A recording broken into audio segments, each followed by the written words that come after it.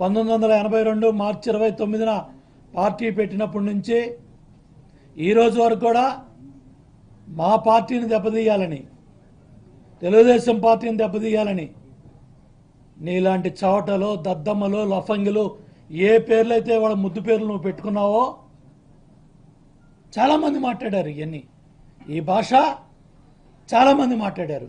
ప్రజాస్వామ్యంలో ఎటువంటి భాషకు తావు లేదు, ఎటువంటి భాషకే స్థానం లేదు. ఇవాళ డబ్బు మదంతో అధికారం తలకెక్కి సోయి లేకుండా ఒక బాధ్యత గల ముఖ్యమంత్రిని పట్టుకొని ఇవాళ గెలిచామనే అహంకారంతో బాధ్యతారాహిత్యంగా మోడీ సపోర్టుతో, మోడీ అడుగుజాడల్లో, మోడీ అండతో ఇవాళ చంద్రబాబు నాయుడు గారిని తోలనాడుతున్నావు, దూషిస్తున్నావు, చాలా హీనంగా మాట్లాడుతున్నావు. ప్రజాస్వామ్యవాదులు ఎవరో కూడా ఈ లఫంగి భాషని, ఈ దద్దమ్మ భాషని, ఈ నీతి జాతి లేని ఇటువంటి బాధ్యతారాహిత్యమైన మాటల్ని ప్రజాస్వామ్యవాదులు ఎవ్వరూ కూడా హర్షించరు. దీన్ని తీవ్రంగా ఖండిస్తూ ఉన్నాం. కేసీఆర్ మీడియా ముందుకు వచ్చేటప్పుడు సోయిలో ఉండిరా, సోయిలో లేకుండా మీడియా ముందుకు వచ్చి ఇటువంటి హీనమైన భాష, బాధ్యత రాహిత్యమైన భాష మాట్లాడితే తెలుగు జాతి మెచ్చుకోదు. పౌరుషం గడ్డ జాతిది. ఇవాళ మాట్లాడితే బెదిరిస్తున్నావు. పీక్తా పీక్తా పీక్తా. ఏం పీక్తావా? రిటర్న్ గిఫ్ట్ ఇస్తా అంటే ఇవ్వు, పంపించి, ఇప్పుడే పంపించి తీసుకుంటాం. నీ గిఫ్ట్లకి, రిటర్న్ గిఫ్ట్లకి భయపడేవాడు ఎవడు లేడు ఇక్కడ. ఇవాళ 1,50,000 రైతు రుణమాఫీ ఇచ్చి మేము 24,000 కోట్లు రైతుకి రుణమాఫీ చేస్తున్నాం. ₹1,00,000 రుణమాఫీ చేసి ఎగిరెగిరి పడుతున్నాం. ధనిక రాష్ట్రం నువ్వు ₹1,00,000 రుణమాఫీకి ఎగిరెగిరి పడతా ఉన్నావు. అప్పుల్లో, కష్టాల్లో హైదరాబాదులో ఆస్తులు వదిలేసి మేము ఇన్ని బాధల్లో, కష్టాల్లో రైతులకి 24,000 కోట్లు రుణమాఫీ చేస్తే నీ ఇష్టం వచ్చినట్టు రుణమాఫీ మీద కామెంట్ చేస్తున్నావు, రాజధాని మీద కామెంట్ చేస్తున్నావు, సోయి లేకుండా మాట్లాడుతున్నావు. కాబట్టి ప్రజాస్వామ్యవాదులు ఎవ్వరూ కూడా ఈ భాషని చిల్లరగాళ్ళంట. ఏందా ఈ భాష? ఏం భాష ఇది?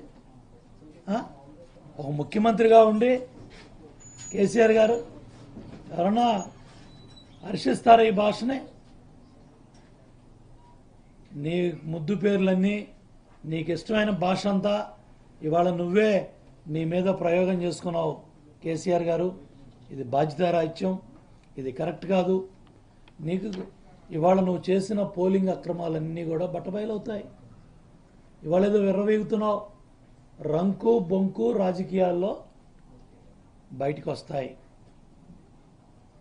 ఇది దాస్తే దాగేది కాదు.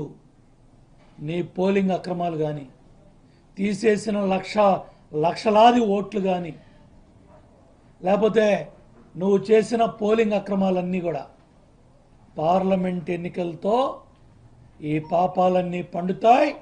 సిబిఐ కేసులు ఎలుగుబంటి నిన్ను వదలదు, గుర్తుపెట్టుకో. ఇవాళ మాట్లాడితే చిల్లర కేసులు మాట్లాడుతున్నావు. పీక్తా పీక్తా. ఏం పీక్తా? ఓటున్నట్టు పీక్తాడంట, ఏం పీక్తాడంట. నీకు కాదు కదా, నీ బాబుకు కూడా భయపడటానికి ఎవడో సిద్ధంగా లేడు. ఎవరెక్కడ? మర్యాదగా, మంచిగా, గౌరవంగా మాట్లాడటం నేర్చుకో. ఇవాళ రెండోసారి అధికారంలోకి వచ్చి ముఖ్యమంత్రిగా ఒక బాధ్యతగా మాట్లాడాల్సిన నువ్వు ఇంత దుర్మార్గంగా నీకు భిక్ష పెట్టాడయ్యా. ఆ రోజు నువ్వు చేసిన పాపాలు, దొంగ నోట్ల కేసులు మర్చిపోయావా? ఆ రోజు కష్టాల్లో నువ్వు ఆ రోజు జైలుకి వెళ్ళేవాడిని. నీకు రాజకీయ భిక్ష పెట్టే చంద్రబాబు నాయుడు గారు నీకు మంత్రి పదవి ఇచ్చాడు. తెన్నింటి వాస్తవాలు లెక్క పెట్ట మాకు, చేసిన మేలు మర్చిపో మాకు. ఇవాళ తెలంగాణలో ఎవరిని అడిగినా ఇవన్నీ చెప్తారు, ఏ నాయకుడిని అడిగినా ఇవన్నీ వాస్తవాలు చెప్తారు. నీ అరుపులకి, కేకలకి భయపడేవాడు ఎవడూ లేడు, లెక్క పెట్టేవాడు ఎవడూ లేడు. దొంగ నోట్ల కేసులేంటి, ఎలుగుబంటి సూర్యనారాయణ కేసులేంటి, ఈఎస్ఐ కేసులేంటి, వినండి. తర్వాత ఈ సహారా కేసు ఏంది, అన్ని కేసులు కూడా 2019 ఎన్నికల తర్వాత కేసీఆర్ కాసుకో. ఏం భయపడటానికి నీ పీకుడికి ఎవడు భయపడేవాళ్ళు లేడు. ఇక్కడ 5 కోట్ల మంది తెలుగు ప్రజలు సిద్ధంగా ఉన్నావు. జగన్మోహన్ రెడ్డి దొంగ అబ్బాయిని ఇవాళ హైదరాబాదులో పెట్టుకొని ఇవాళ ఇవన్నీ కూడా మాట్లాడుతున్నావు. అతను కూడా నీతో పాటు కుమ్మక్కాయ్, మోడీతో కుమ్మక్కాయ్ ఇవాళ కలకత్తా పోయాడు, ఒరిస్సా పోయాడు. అక్కడ నీ పప్పులు ఉడకలా. వాళ్ళు ముఖం మీద అడిగారు. ఒరిస్సా ముఖ్యమంత్రి గారే పార్లమెంట్ సభ్యుడు వచ్చి చెప్పారని, వాళ్ళ మెంబర్ వచ్చి చెప్పారు అక్కడ జరిగింది ఏంటో. కలకత్తాలో నీ భోగం ఏం జరిగిందో అక్కడ అంతా కనపడింది. మోడీ గారి కాళ్ళకు మొక్కి మోడీ గారి మాటలు చంద్రబాబు గారి మీద ప్రయోగించావు. కాబట్టి ఇవన్నీ కూడా ఇవాళ గెలుపుని చూసి విర్రవేగమాకు, మిడిసిపడమాకు. రాజకీయాల్లో మిడిసిపాటు తగదు. రాజకీయాల్లో అసభ్య పదజాలాన్ని ప్రజలు హర్షించరు.